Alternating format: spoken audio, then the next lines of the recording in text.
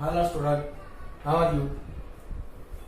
Today in this video, we will discuss about conic section. अब हम ये video में हम कॉनिक सेक्शन के बारे में बात करेंगे। कॉनिक सेक्शन में क्या आएगा? तो कॉनिक सेक्शन में पहला आएगा हाइपर पैराबोला, दूसरा आएगा एलिप्स, तीसरा आएगा हाइपरबोला। ऐसा तो सर्कल भी कॉनिक में आता है, लेकिन वो कॉनिक में से बाहर निकाल दिया है, उसका चैप्टर अलग कर दिया। एक कॉनिक में तीन कर्व की बात हम करेंगे। कॉनिक क्या होता है? तो कॉनिक क्या होता है? कॉनिक उसका नाम क्यों दिया गया? तो कि कॉनिक का जो कर्व होता है, वो कोई कॉन और प्लेन का इंटरसेक्शन पॉइंट होता है। वो भी कैसा कॉन? तो double nappe cone. Double nappe cone यानी कि इस टाइप का।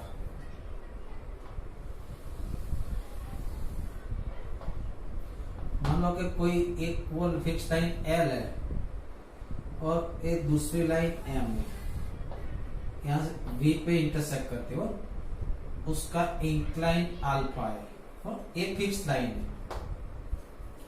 जब हम वो एम को, ए वाली लाइन को एल लाइन से रोटेट करेंगे ऐसे, पर ये इंक्लिनेशन अल्फा इसको कांस्टेंट रखेंगे, तो तब क्या होगा? तो उस ऊपर कौन होगा, नीचे कौन होगा, ऐसे इस टाइप होगा।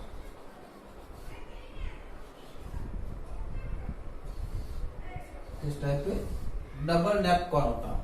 ऊपर वाला को एक नेप कहते हैं, नीचे वाला को दूसरा को क्या कहते हैं? Double nappe cone. Double nappe cone ऐसा होगा, और एक कॉन का किसी प्लेन के साथ हम इंटरसेक्शन लेते हैं, किसी प्लेन के साथ इंटरसेक्शन लेते हैं, तो इस टाइप का पैराबोला, एलिप्स और हाइपरबोला अपने को मिलता है। मान लो कि हम ऐसे इंटरसेक्शन लेंगे तो सर्कल मिलेगा। क्या मिलेगा? सर्कल। अब हम क्या करेंगे? एक फिक्स लाइन के साथ किसी और एंगल पे वैसे लेंगे, तो ऐसे टेढ़ा करके इंटरसेक्शन लेंगे तो ऑल टाइप मिलेगा, यानी कि इरिस मिलेगा।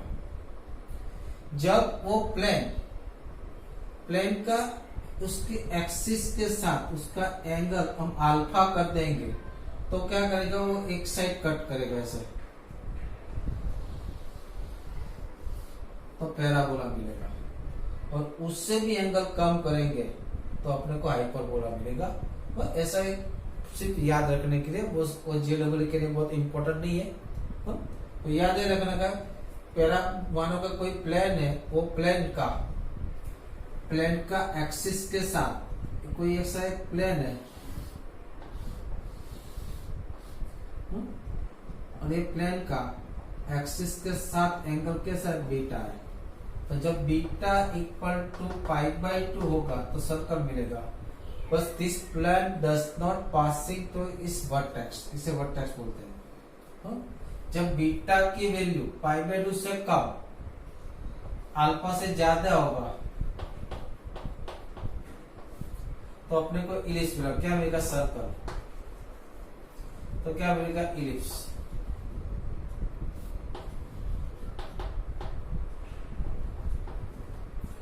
जब अल्फा इक्वल टू बीटा होगा तो पैराबोला मिलेगा।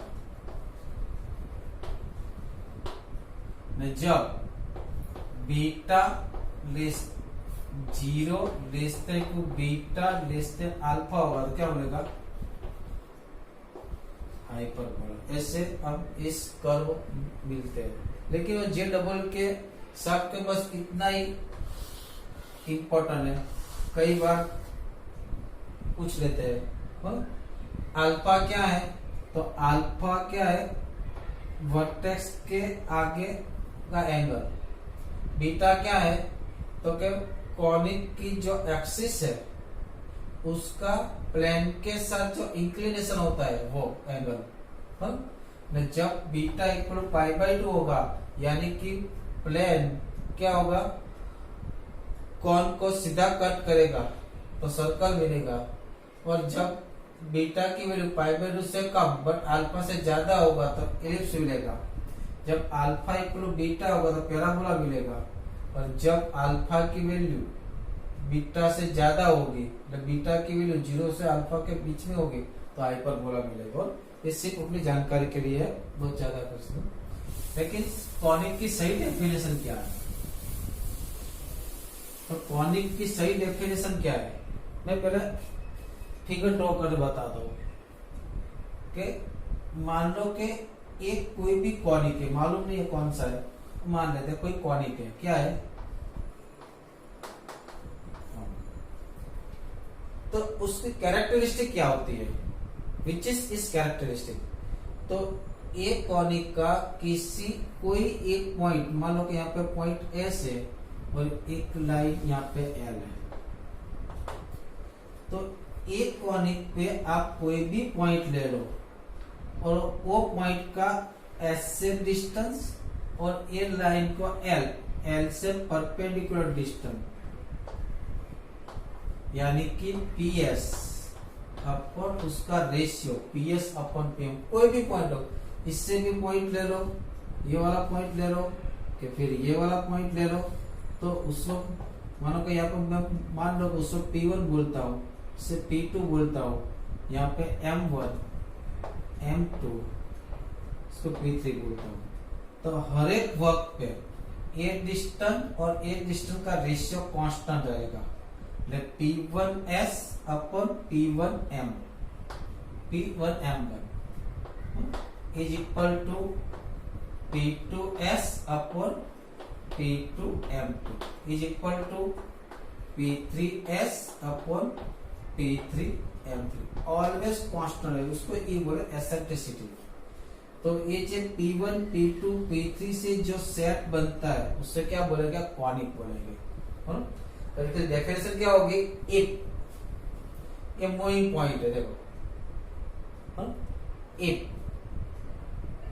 Moving distance from the fix point two moving point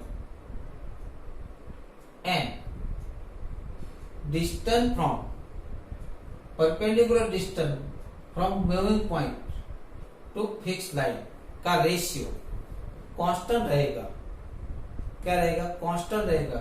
तो ये जो मूविंग पॉइंट से जो सेट बनता है उससे हम क्या बोलेंगे, कॉनिक। फिर से कॉनिक किससे बोलते हैं,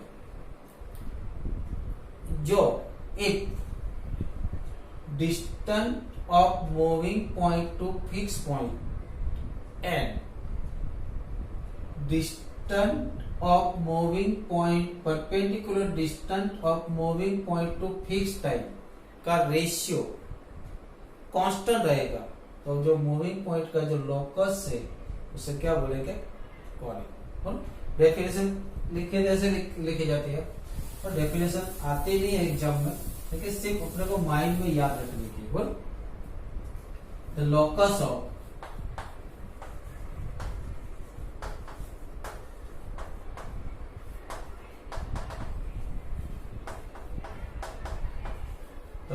of moving point in plane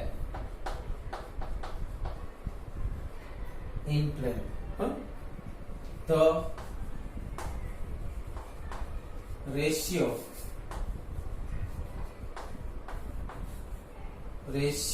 of the distance of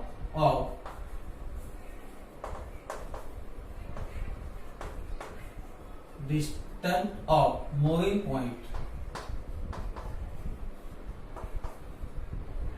to fixed point.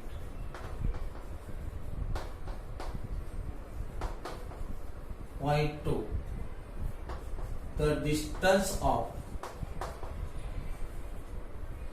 moving point perpendicular distance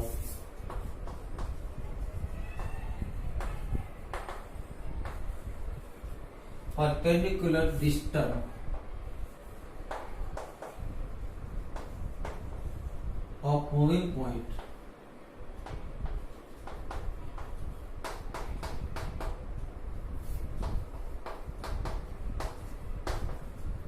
point to the fixed line. Fixed line remain constant.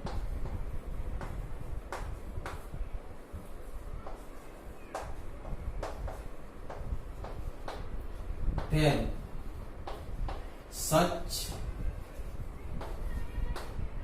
locus or points called such locus of the point is called conic. यहाँ पे ratio को ई से denotate करते हैं. हाँ, वो जो ratio होता है इसे कैसे डिनोट करते हैं? ई से. उसका नाम है एसेंट्रिसिटी.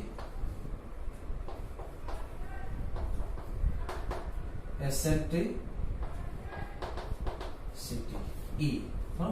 ई क्या होता है? E equal to distance of moving point to fix point. Distance of moving point in plane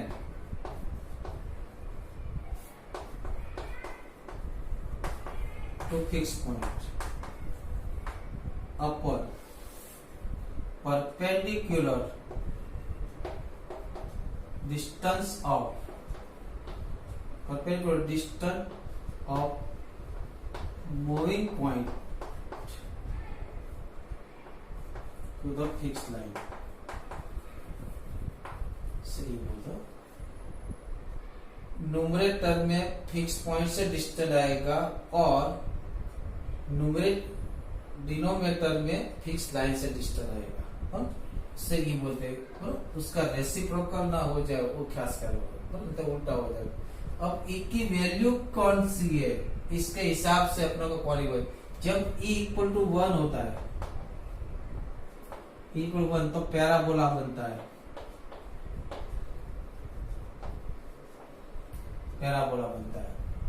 जब E equal to E less than 1 होता है तब एलिप्स बनता है. जब E ग्रेटर देन 1 होता है, E greater than 1 that hyperbola.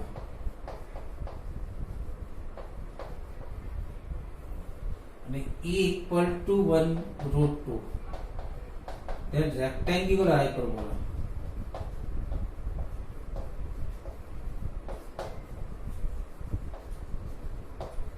इस तरह से डिफरेंट टाइप्स के कर्व मिलेंगे. अब इसमें जो कुछ छोटे छोटे टर्म आते हैं उसको हम डिफाइन कर लेते हैं. इसमें जो छोटी छोटी टर्म आती है और ये मूविंग पॉइंट का जो लोकस होता है उसको क्या बोलता है? कॉनिक. जो फिक्स पॉइंट होता है तो फिक्स पॉइंट को क्या बोलते हैं? Focus of the conic.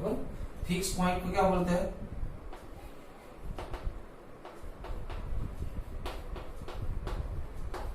जहां से डिस्टेंस लिया जाता है उसको क्या बोलते हैं? Focus of the point. Focus of the point. Parabola में 1 फोकस एंड 1 डायरेक्शन. और जो फिक्स्ड लाइन है, फिक्स्ड लाइन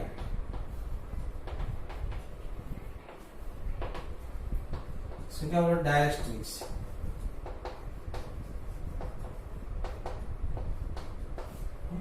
पैराबोला में हर एक फोकस को अपनी खुद की एक डायरेक्शन होती है. पैराबोला में 1 फोकस 1 डायरेक्शन. जब इलिप्स एंड हाइपरबोला में 2 फोकस 2 फोसाई एंड 2 डायरेक्ट्रिक्स होती है. जब एग्जांपल आएगा तब देखेंगे. फिक्स पॉइंट को क्या बोलते हैं? फोकस. और फिक्स लाइन को क्या बोलते हैं? डायरेक्ट्रिक. राइट डाउन बाय वीडियो को पॉजिंग द वीडियो. आगे देखते हैं.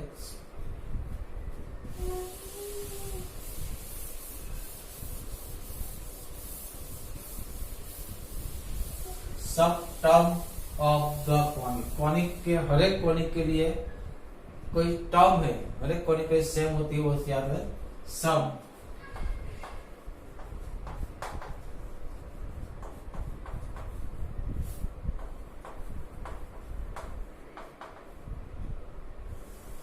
पहले तो हम देख ले कॉनिक को कैसे डिफाइन किया है। पहले देख लेंगे कॉनिक को कैसे डिफाइन किया है। तो कॉनिक को कैसे डिफाइन किया है, तो मान लो कि कोई एक कॉनिक है, जैसे तो पैराबोला ही होगा, एक कोई फिक्स पॉइंट से एस, एक कोई फिक्स लाइन है उसकी डायरेक्शन, ये कौन है फोकस, ये कौन है directrix.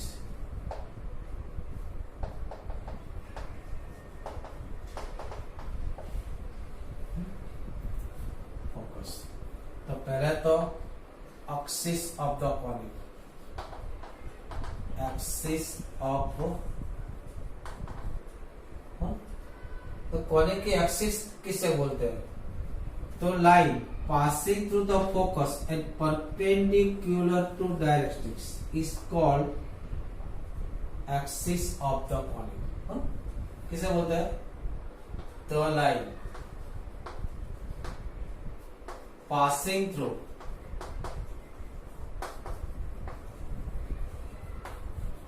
to focus and perpendicular to directrix is called axis of conic। Conic के लिए उसके एक्सिस वेरी इंपॉर्टेंट होती है, इसके हिसाब से ही उसका इक्वेशन आएगा। पहला, दूसरा वर्टेक्स,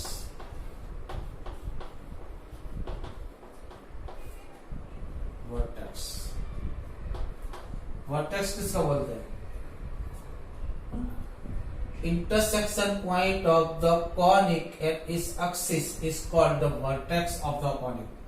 एक कॉनिक है, उसकी एक्सिस यहाँ पे इंटरसेक्ट करते हैं, जहाँ पे मीट कर रहा है, उसका क्या बोलते हैं, वर्टाइस, वर्टेक्स। तो वर्टेक्स क्या बोलते हैं, intersection point, intersection point of, intersection point of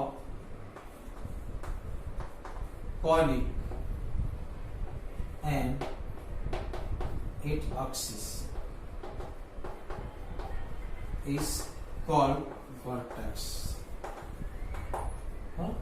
parabola का एक वर्टेक्स होता है और हाइपरबोला, पैराबोला का एक वर्टेक्स होता है, इलिप्स और हाइपरबोला का 4 वर्टेक्स होता है, 4 वर्टेक्स होता है। उसके बाद cord,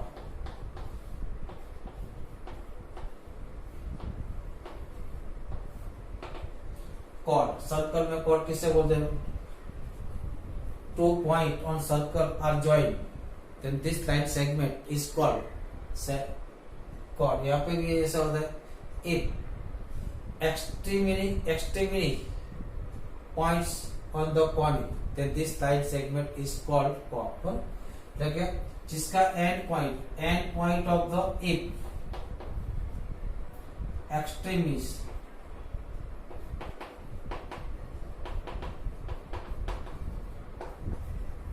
of extremities of line segment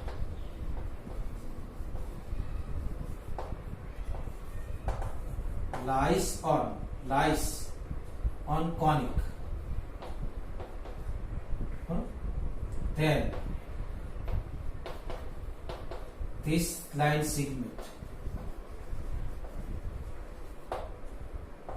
is called chord।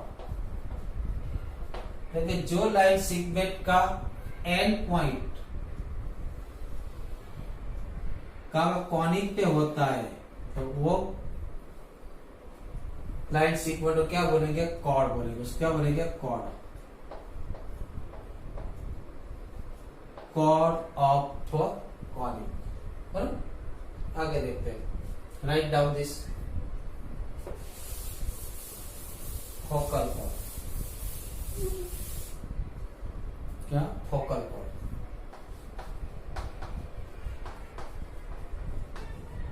The cord passing through the focus, मान लो कि ए, तो ये भी कॉर्ड है,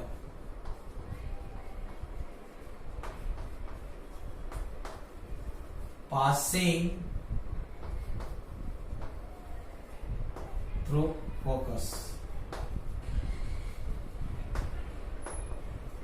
then it is focal chord.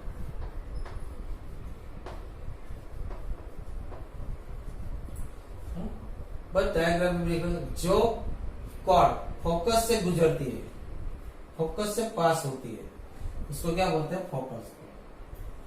अब इंपॉर्टेंट पॉइंट है लेटस रेक्टम। लेटस रेक्टम भी फोकल कॉर्ड ही है। कौन है? Focal cord.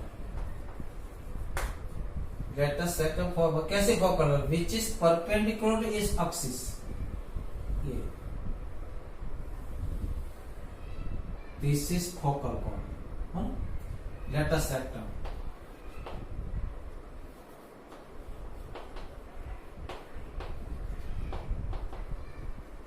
अब जहां पे लेटस रेक्टम की बात आएगी तब एलआर लिखेंगे। क्या लिखेंगे? एलआर। एलआर यानी कि लेटस रेक्टम किसे बोलते हैं? Focal chord which is perpendicular to इस एक्सिस। फोकल कॉर्ड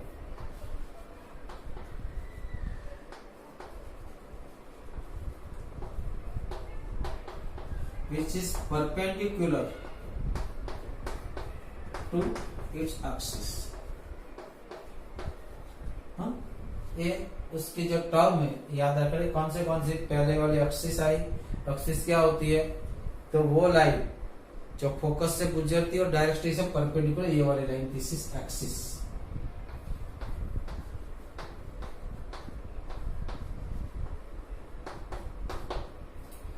उसके बाद क्या बोला? वर्टेक्स। वर्टेक्स किसे बोलते हैं? यहाँ पे फोकस को ऑलवेज एस से डिनोट करेंगे। वर्टेक्स किसे बोलते हैं? तो intersection point of conic and axis is called vertex. उसके बाद कॉर्ड की बात की। कॉर्ड किसे बोलते हैं?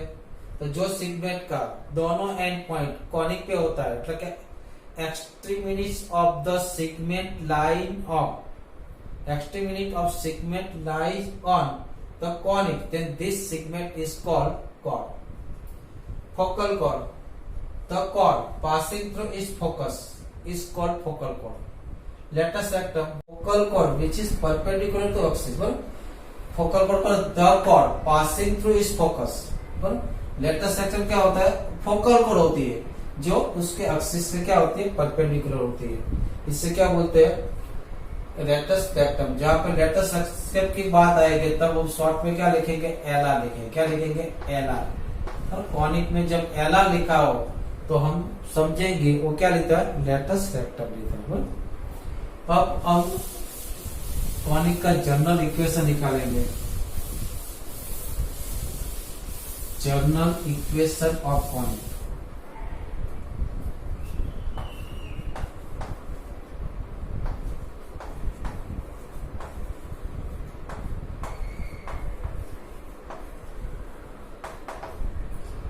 General equation of conic.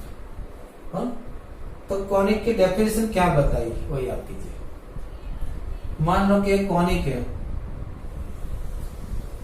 एक कॉनिक कैसे होगा? तो किसी फिक्स पॉइंट से उसका डिस्टेंस और किसी लाइन से उसका परपेंडिकुलर का डिस्टेंस, इसका रेशियो क्या रहेगा? कांस्टेंट। मानो कि P और एक परपेंडिकुलर,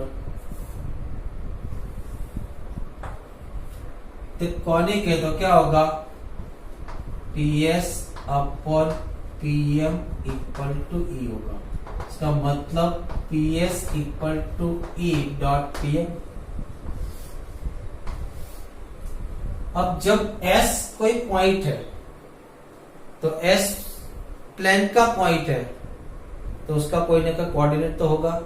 मान ले कि उसका कोऑर्डिनेट अल्फा बीटा है। एक प्लेन में लाइन है तो उसका भी कोई नाम होगा। मानो कि उसका लाइन का इक्वेशन है LX plus MY plus C equal 0। अपने को तो कॉनिक का इक्वेशन निकालना है, यानी कि ये पॉइंट का इक्वेशन, ये सेट का इक्वेशन निकालना है। तो मूविंग पॉइंट को हम क्या डिनोट करते हैं, मोस्टली एक्स वाई या एच के डिनोट करते हैं, एक्स वाई या एच के डिनोट करते हैं। तो जब एंड में एच की जगह पे एक्स और के की जगह पे वाई रखते हैं। अब चलो पीएस क्या होगा, तो पीएस तो distance between P and S, तो पीएस का स्क्वायर लिखते हैं। पीएस का स्क्वायर क्या होगा, तो क्या x minus alpha all square plus Y minus beta all square. PM क्या होगा, तो perpendicular distance of P from line है। परपेंडिकुलर डिस्टेंस की फॉर्मूला तो याद है ना, मान लो ऐसे लाइस में, मान लो कि लाइन है ax plus B Y plus C equal 0। यहाँ पे कोई पॉइंट है x1 y1, तो यहाँ पे परपेंडिकुलर डालेंगे तो pm का वैल्यू क्या आएगा, तो x1 y1 हम यहाँ पे रख देंगे, तो pm इक्वल क्या होगा, mod ax1 plus by1 plus C upon under coefficient of x का square plus coefficient of y का स्क्वायर। तो यहाँ पे एक कोऑर्डिनेट को इसमें डाल देंगे, x की जगह पे x आएगा, y की जगह पे y आएगा, यानी कि pm इक्वल क्या होगा, mod okay lx plus my plus n upon under x का कोएफिशिएंट कौन है, l, तो l स्क्वायर प्लस y का कोएफिशिएंट कौन है, n, m स्क्वायर। स्क्वायर कर लेते, pm स्क्वायर क्या होगा, lx plus my plus n का ऑल स्क्वायर अपॉन, बराबर। अब हम ये वैल्यू इसमें डालते हैं, तो पहले इसका स्क्वायर कर देते, तो क्या होगा, P A square equal to A square into P M square. P A square क्या है, तो क्या x minus alpha square plus Y minus beta square is equal to E square into L X plus M Y plus N का all square divide by L square plus M square.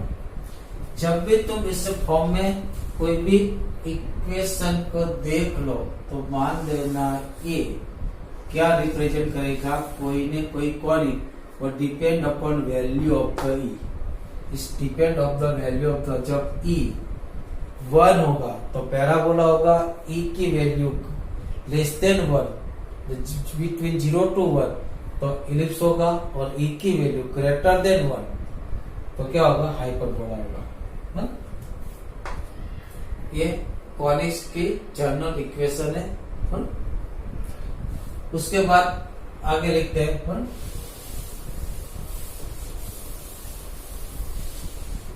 Conics की general equation क्या आई, जब इसका expand करेंगे तो यहाँ पे x वर्ग आएगा, यहाँ पे एक्स वर्ग आएगा, उसको सामने ले जाए तो एक्स वाले कोई ना कोई टर्म आएगी, तो यहाँ पे उसका कोएफिशिएंट कुछ भी आ सकता है, एक्स वाली टर्म तो आएगी। जब उसका एक्स वर्ग यहाँ पे एक्स वर्ग आएगा, उसको L square x square square upon L square plus L square, उसको सामने ले जाओगे तो 1 minus square L square upon L square, ऐसा टर्म आएगा। जब ये दोनों का मल्टीप्लिकेशन होगा तो 2lm उसका मल्टीप्लिकेशन इसके उसके साथ होगा, और सामने जाएगा तो एक्स वाले भी टर्म आएगी, तो यहाँ पे प्लस एक्स में कोई ना कोई कोएफिशिएंट होगा, कुछ भी हो सकता है, y।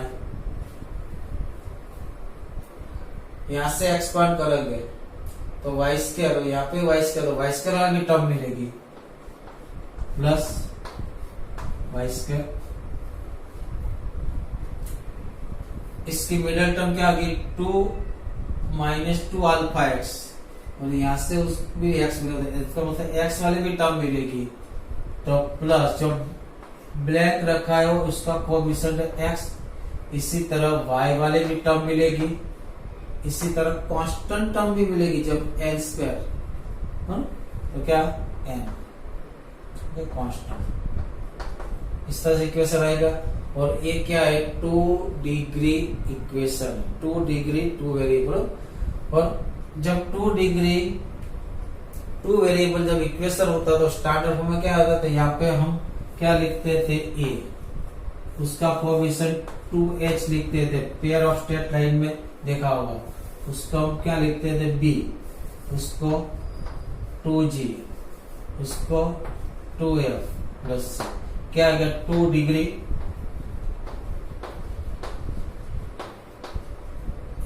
Degree 2 variable equation, 2 degree 2 variable equation. ये 2 डिग्री 2 वेरिएबल इक्वेशन है। अब वो इक्वेशन क्या क्या रिप्रेजेंट करता है, तो क्या पेयर ऑफ स्ट्रेट लाइन भी हो सकती है, स्ट्रेट लाइन हो सकती है, सर्कल भी हो सकता है, पैराबोला भी हो सकता है, इलिप्स भी हो सकता है, और हाइपरबोला।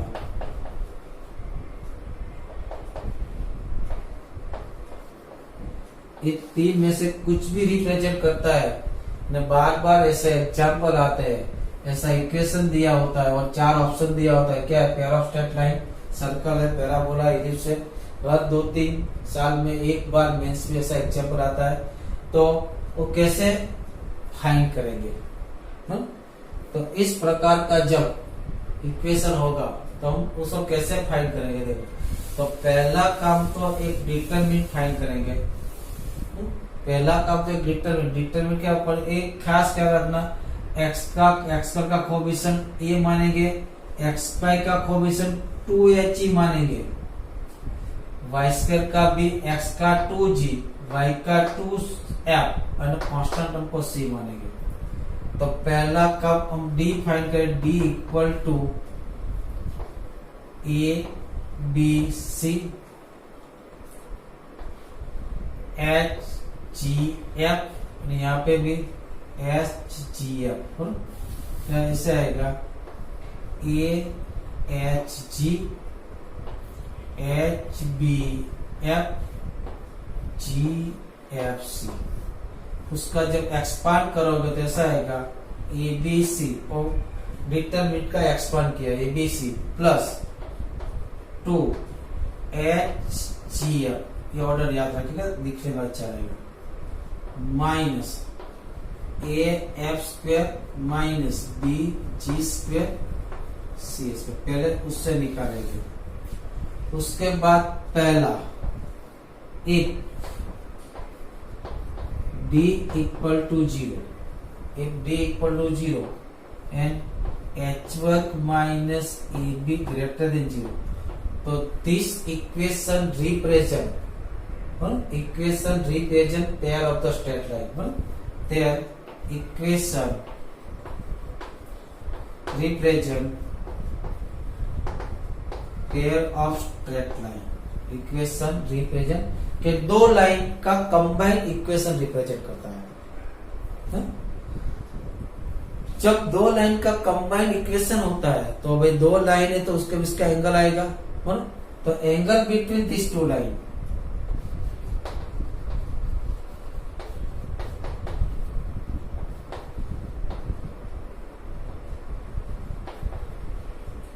से निकलता tan इनवर्स 2 अंडर h वर्ग minus A B upon A plus B, ऐसे उसका एंगल निकलता है और पेयर ऑफ स्ट्रेट लाइन में आता है। उसका इंटरसेक्शन पॉइंट भी मिलता है, इंटरसेक्शन पॉइंट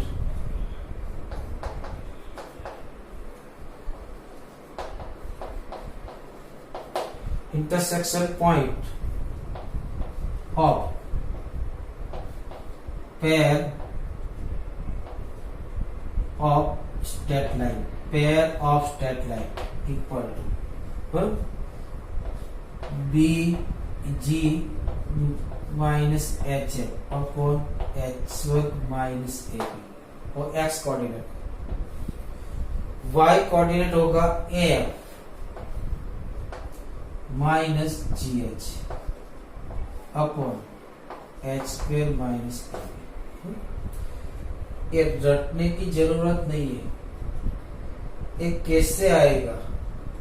तो ये वाला इक्वेशन है, मान लो कि मैं s को ऐसे लिखता हूं X square plus 2hxy plus by square plus 2gx plus 2fy plus पहले तो del S upon del X करेंगे। Del S upon del x का मतलब क्या है, इसमें सिर्फ एक्स वेरिएबल है, वाई कांस्टेंट, सिर्फ एक्स वेरिएबल है, वाई कांस्टेंट है, और del S upon del Y equal to 0, ये दोनों का इंटरसेक्शन पॉइंट यही निकल के आएगा, ये दोनों का इंटरसेक्शन पॉइंट यही निकल के आएगा। और del x by del x का मतलब क्या है, उसका डेरिवेटिव करना है, बस यहाँ पे y को कांस्टेंट मानना है, वेरिएबल x है। Del S by del Y का मतलब क्या है, उसका y के रिस्पेक्ट में डेरिवेटिव करना है, बट x कांस्टेंट है, वो समझ के चलना है, और उसको पार्शियल डेरिवेटिव कहते हैं। क्या बोलते हैं, पार्शियल डेरिवेटिव। पहला राइट डाउन दिस। अब दूसरा,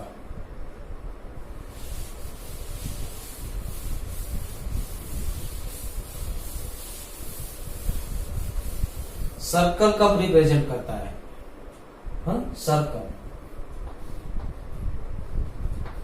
तो सर्कल में पहले एक्स स्क्वायर और वाई स्क्वायर का कोएफिशिएंट सेम होता है, ए इक्वल टू बी। दूसरा, एक्स्ट्रा वाली टर्म रहती ही नहीं, तो एक्स्ट्रा टर्म को मारने के लिए h इक्वल टू 0 करना पड़ेगा। और तीसरा, तो के g by A all square plus f by B all square minus C by greater than 0, ये तीनों कंडीशन जब सेटिस्फाई होगी तब ये वाला इक्वेशन क्या रिप्रेजेंट करेगा, सर्कल रिप्रेजेंट करेगा। सेंटर क्या होगा, जो टू लाइन इंटरसेक्शन से जो पेन में जो आया था, कौन सा, B G minus H F upon H square minus A B. दूसरा आया था A F minus G H upon H square upon A B, तो उसका सेंटर आएगा। अब पैराबोला कब प्रेजेंट करेगा,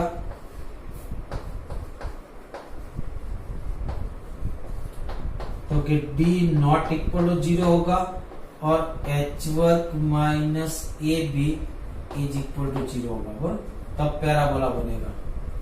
इलिप्स कब बनेगा,